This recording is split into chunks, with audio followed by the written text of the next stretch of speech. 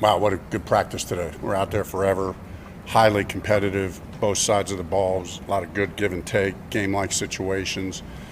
Just feel like the progress from an offensive standpoint has been very good and feel good about it, ready to go to work. Sorry about that. You okay? No, went down, watered down the wrong tube. How'd you feel when you went back and watched the tape on Friday about the operation with Geno and the starters? Yeah, Geno was on point in the right mindset. Just came the whole group. Just it was good operation. Spread the ball around. That's what we want to do. Obviously, want to get the run game going. But listen, we went out there with a purpose in mind, and for me, that purpose was to get Geno going and spread the ball around. And, just get him comfortable in the pocket, let him get hit. So it was mission accomplished there, and then obviously he was on point. Frank, what's it like for you calling plays from upstairs, and when's the last time you did that? I've never called it from upstairs, but I actually really like it. It's been good. It's, I asked Coach at the beginning, I said, listen, I think I want to do this from up top, and he was okay with that, and I told him, I said, I'll try it for the preseason, and and if I don't like it, I might want to come down. But I've liked it and feel like our coaches on the sideline are doing a great job. I don't feel, you lose a little bit, but the things that I feel like I gain up there and the way I can see it in the I've liked being up there. What specifically do you think you gained from up top? What specifically? Do you think you gained from being upstairs? Just overall seeing the whole thing, and between series, just gathering my thoughts, clearly, talking to everybody, looking at the call sheet. You can do it from downstairs, but it's all laid out right in front of you. So, I don't know, it just felt good. I think we asked you this the last time we talked to you, but Sadiq still isn't out there. You guys had a lot of plans for him to do different stuff. Do you have to scale back any of that early in the season because he hasn't practiced in the spring and summer now? Yeah, there's no doubt we'll have to scale it back. We've just got to work him in slowly. Can't rush it, as much as we would like to. The good thing is he's very smart, and we've said it all before, and he'll be as ready as you can go, but there's nothing like practice. So, I know he's stayed locked in, but, we got to get back out on the practice field and just slowly work him back into the mix. What have you thought about Omar and Isaiah, their ability, their flexibility, too, to do a lot of things for you? Yeah, in our offense, we've always looked at it like this, and with this group, because of how talented that room is, we don't have 11 starters on offense. We got 15. That's the way I look at it, or however many it is. It's not 11, I promise you. I know that's all they let on the field at one time, but us as a coaching staff, we got more than 11 starters. And so we're going to play them all and want to play them all and mix it up. That's just brings good energy. Everybody's in it. Obviously we got our bell cows. Brees is the bell cow. Garrett's the bell cow. So, we'll do what we got to do there. But we got good talent. We got to keep working hard to execute at a consistent level and, and play good situational football. What did you see from Cade going from the first game to the second game? I just, obviously he played a little bit longer.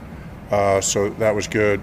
He's extremely poised. Probably my favorite play for him in the game was when we were backed up and we dropped back in the pocket and he's in the end zone and we called something to the right that I thought was going to be a get it out quick thing, and they covered it. And so he had to progress all the way back to the number 3 guy on the backside, and man, he just looked completely poised in the pocket. That's hard to do for a quarterback in the NFL. Standing in the end zone.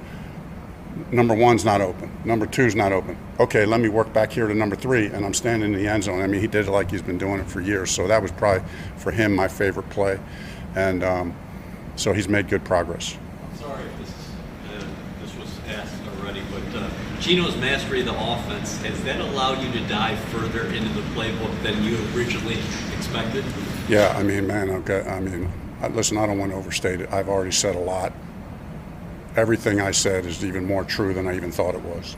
He is dialed in, not only mentally as far as how smart he is and how much he understands football in the big scope of things, but what I said the last time about his laser-like focus, but it's just this mindset. It's just his mindset, the way he comes to practice. He just comes to practice and to get better. He just comes to practice every day to get better, and I just think the team feeds off of it. I think he's highly competitive, doesn't want to lose a rep.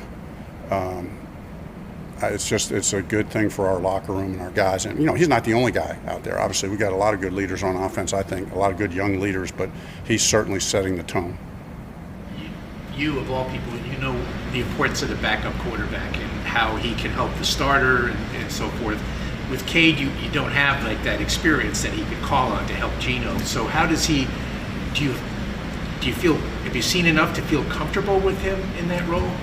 Yeah, it's all about the room. Listen, we got Bill Musgrave in that room. I'm in that room. So Geno has some seasoned quarterbacks in the room with him. Cade is, listen, whatever decision is going to be made, will be made, but not be made by AG and Moogs, right?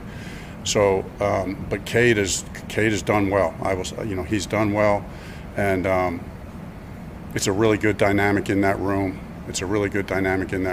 And so yeah. What's it been like working with Aaron as a head coach? And what gives you, confidence that he's the type of guy who can win this? Listen, I've said it before. Like, of the list of reasons why I wanted to come here, that was near the top, if not near the top.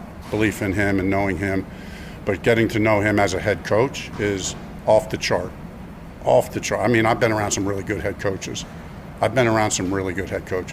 Marv Levy, Tony Dungy, and many others. I just think he's got all the qualities of a great head coach. I do, and I believe in him so much. I love following his lead. I think he sets the tone for the locker room. Everything he's doing, the way he's set up the schedule, the whole the vision.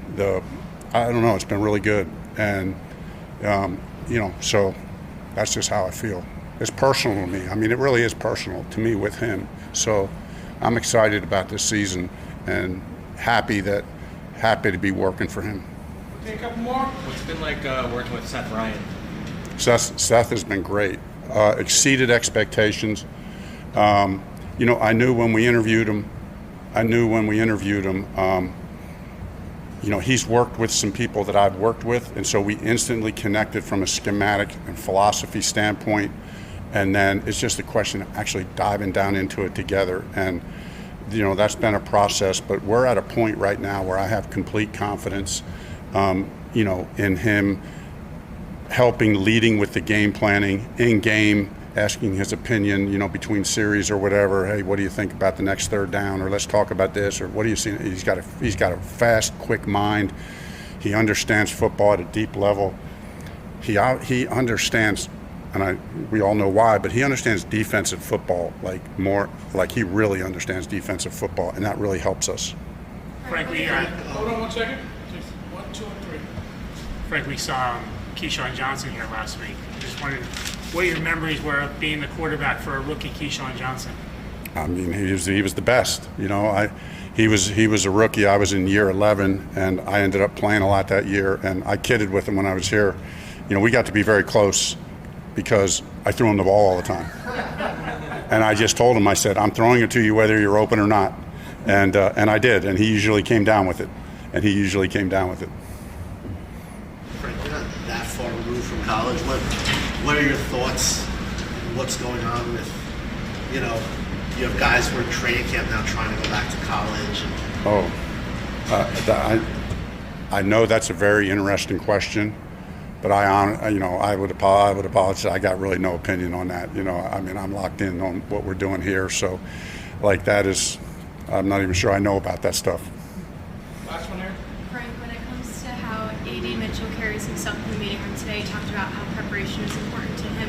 What have you seen from how he's kind of attacked mastering your playbook?